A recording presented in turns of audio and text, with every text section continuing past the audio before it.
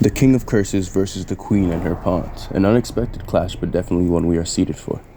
In this video, I'll be discussing my thoughts on this fight and how Sukuna and Yuta may interact within the next chapter or so. First things first, I'd like to start off with my scaling on Yuta and Sukuna's current abilities. We'll be scaling Yuta up to the Sendai Colony arc, and we'll be speculating what may have been added to his bag during the time skip. As for Sukuna, I will be scaling him from his reincarnated form and what he has currently shown us and before them. Starting off with Yuta. We already know that he is one of the 4 registered special grades, which is proficient in close combat, and he is skilled in using his katana along with hand-to-hand combat, boosted by cursed energy reinforcement, which compensates for what he lacks physically. By strengthening himself with cursed energy along with greatly increasing his speed, agility, and maneuverability, this reinforcement to his physical power is enough to put him on par with Yuji's superhuman abilities. Cursed energy reinforcement has also fortified his body with cursed energy and has made Yuta extremely tough. For example, in instances where he has tanked several blast waves from Uro and Ishigori's granite head cannon blast, and even reflected one with his bare hands while using RCT to back it up. Yuta also has the unique ability to convert reverse cursed energy into the output and imbue his attacks with it. And no, I did not forget that Yuta can use Black Lash as seen in the Volume 0 movie. Finally, in terms of cursed techniques, Yuta has the cursed spirit that remained with him after Rika Orimoto passed away. She serves as the external storage for Yuta's cursed technique and cursed tools. While she can act independently and partly manifest or lash out on her own will as she did before, due to her protective nature. Yuta does have much greater control over this new Shikigami Rika, the previous special grade Vengeful Curse, who seems to have gotten a big upgrade lately. In addition to Rika and Yuta's abilities, while connected to Rika through his ring, Yuta can fully manifest Rika, use cursed techniques, and access her supply of cursed energy to replenish his own, kind of like a backup battery. Rika also has the ability to store a wide range of cursed tools and can equip them to Yuta. Yuta can maintain a sustained connection with Rika and remain in this state for 5 minutes at a time. It is also very well known that Yuta is one of the few users who can use reverse curse technique. Not only that, but he is one of the 3 characters in the series who can use reverse curse technique at an output alongside Shoko and Sukuna. And he was even skilled enough to remove Chozo's toxins from Naoya, which even Uraomeki was incapable of doing. So it's fair to say that Yuta is a highly proficient user of reverse curse technique. Lastly, Yuta's domain expansion.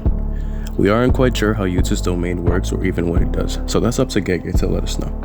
All I can say is that he has one and hopefully can be one of the special grades to show us their domain expansions besides Gojo. Now that we've scaled Yuta, we can move on to Sukuna. Living up to his title of being the King of Curses, has recently reincarnated into what some of us call his Heian era form, as there is no greater advantage as a sorcerer than having twice the number of arms and mouths.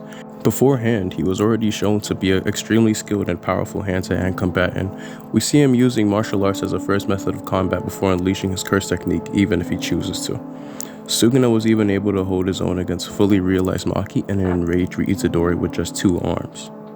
I can also say that Sukuna may also be an expert in using weapons, since during the Heian era, with his pair of cursed tools Kamatoki and Hiten, he wiped out the elite Celestial Squad, 5 Void Generals who served under the Fujiwara Hokke branch, and repelled forces of the Abe clan's Deshishin clan, which included Angel and remnants of the Sugawara clan. In addition to Sukuna's skills, I'd like to mention that his physical attributes as well.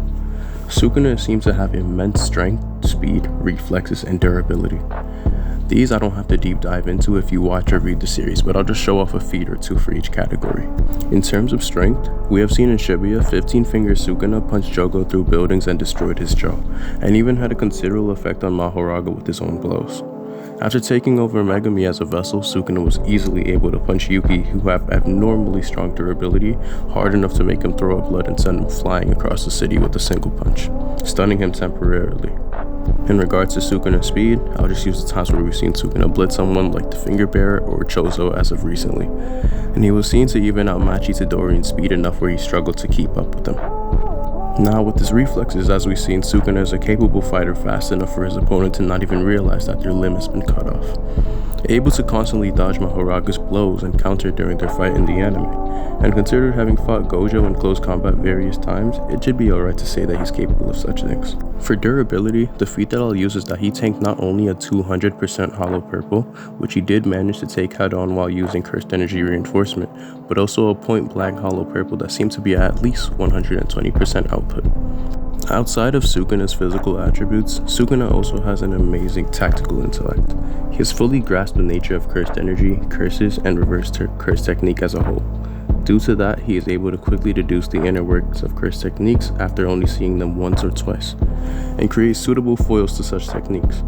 An example of this can be seen where he is able to defeat Mahoraga after getting understanding of his technique, and it may also be possible that Sukuna can shapeshift, like we've seen when he bit Angel, or maybe even alter his own soul.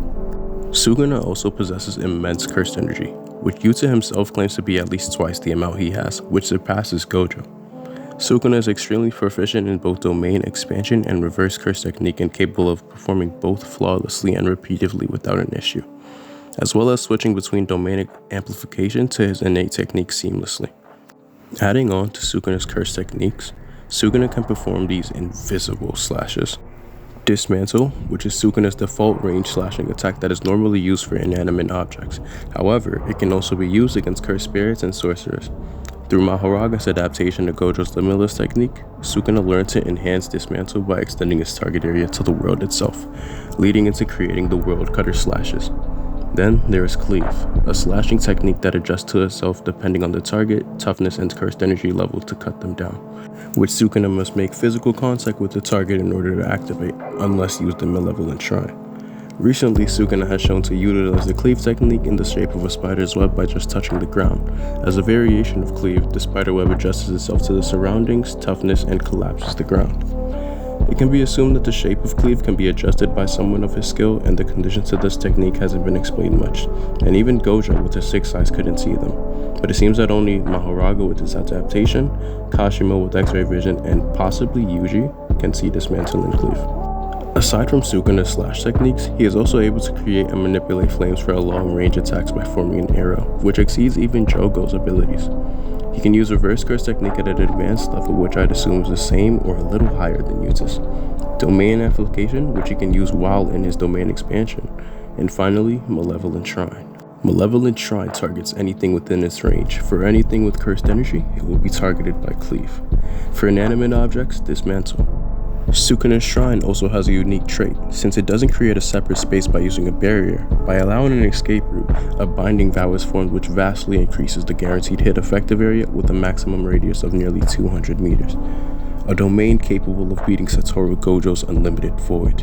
With that, we have my current scaling for both Yuta and Sukuna, and it's time to move on to my predictions. Honestly speaking, I'm not sure how this clash will go since it's an unexpected fight, but here's my few cents on Yuta versus Sukuna. For starters, I want to point out the importance of Yuta's role right now, and while I do think this will only be a temporary 1v1, or I guess 2v1 since Yuta and Rika work as a team, but considering that Yuta has been constantly referred to as the insurance of this battle and why he needs to stay alive, I mean even Sukuna said he's the last hope for the sorcerers, then that should be a sign that he has something worth being their trump card.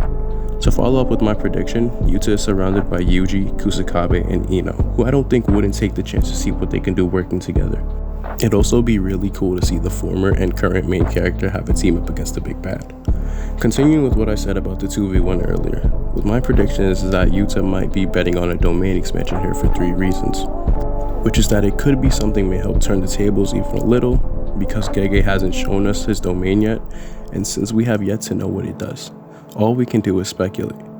It may be something that has to do with copying curse techniques, maybe his own version of Uzumaki, or one that uses your attacks against you. We don't know. My third reason being that Sukuna hasn't used his domain yet, and I may be right because he can't do one right now.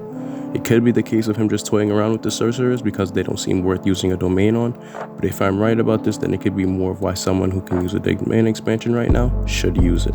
If it doesn't go down the domain expansion route, then my other prediction is that Yuta may have a new stock of copied curse techniques.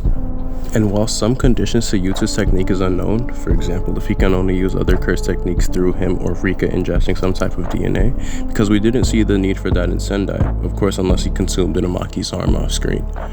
Also to note that Rika is a Shikigami now, so the rules may have changed for his curse technique. But if it does happen to be that the DNA is required to copy another person's curse technique, then it may be possible that he had Rika consume a piece of Kenjaku, which would probably give him access to curse spirit manipulation or anti-gravity, or even the hand that Sukuna lost in the fight with Higuruma and use his own curse technique against him. There are also some theories I've seen on Twitter, like if he copied Mei's brother's technique as well. But mostly importantly, if there's a curse technique that can be considered as insurance here, I'm very confident that they are referring to Jacob's ladder. This statement from Juno on Twitter shows how potent Jacob's ladder is against Sukuna due to how evil he is.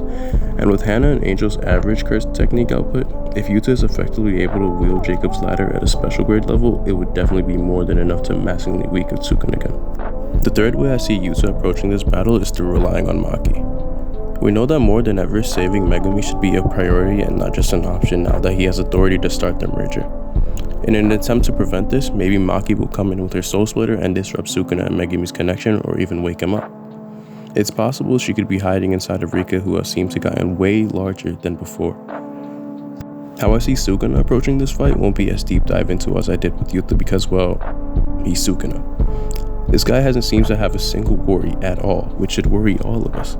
But I feel like the way Sukuna can easily overcome Yuta in this fight is by possibly eating Rika, resulting in Yuta's brain exploding, cutting off Yuta's hand or destroying the ring to make Yuta and Rika's connection unstable if Rika decides to fully manifest her, or using domain expansion or maybe a version of dismantle to put an end to Yuta. The outcome of this fight worries me because as the readers we know that we'll eventually see the merger because of, well, plotline reasons. So let me know in the comments what you guys think your predictions are for this fight. The final part of this video is how I believe Yuta and Sukuna's ideals may clash. To me, Sukuna, living for himself without regard of any other, only for pleasure and self-fulfillment, makes me believe that he is more of an extreme hedonist. Hedonism is the pursuit of pleasure, sensual self-indulgence, and what truly sets him apart is his hunger and, most importantly, his approach to learning. He is willing to risk his life and learn something new. As it happened with his fight with Gojo, everyone that catches his interest is someone that has something to show him, and he does indulge those people. People who don't capture his interest die very quickly, for example, Jogo. He quickly analyzed Megumi, Mahoraga, Gojo, and Higuruma. He's a very quick person at understanding how people's curse techniques work and analyzing how useful it can be for him and truly loves to learn. Sukuna only loved himself and implied that in the Jujutsu world to be the strongest, you must be selfish. As seen in his conversation with Jogo, who wanted the love of the world and future for himself along with his fellow curses.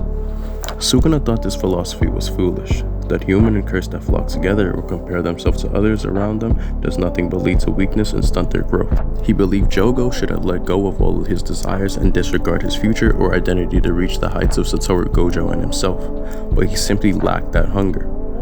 In his conversation with Kashimo, who was similar to Sukuna in the way that he views others as beneath him, yet still yearned for at least someone to be able to love and understand him, which can also relate to Gojo, who felt isolated from the ones he cared for and believed no one he loved would be able to understand him. Both represent different ideas of being the strongest of their respective eras and the loneliness that comes with it. They share a common theme and they are a variation of it. Yet to these philosophies, Sukuna replies that love is worthless, that he has never once thought of being fulfilled by another person. If he wants to eat, he will. If he sees an eyesore, he'll kill it.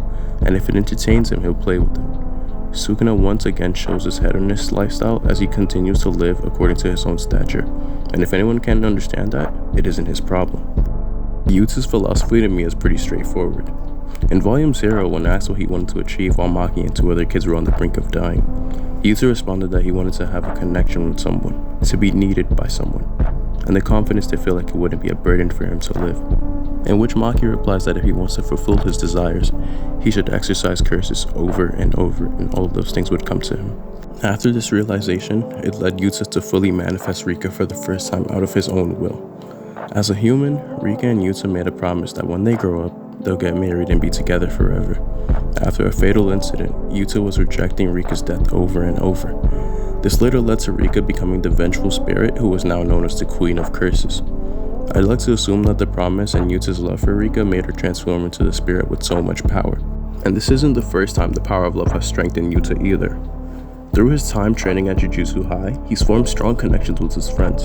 And all it took was Geto to hurt them to make us see the darkest side of Yuta. Out of his love for his comrades, he was more than willing to kill Geto for it. And he was able to fully manifest Rika for a second time.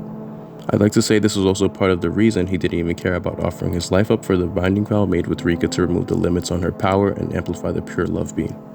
In conclusion, the theme of love is shown over and over in this series and even claimed by Satoru Gojo that love is the most twisted curse of them all. So I really wonder how one of the most affectionate characters in the series will clash mentally with someone who believes love should be disregarded to get what you desire. Before I end this video, I really want to apologize to you guys for leaving you all stranded for about 4 months. But if you guys enjoyed this video, like and subscribe, and I'll see you in the next one.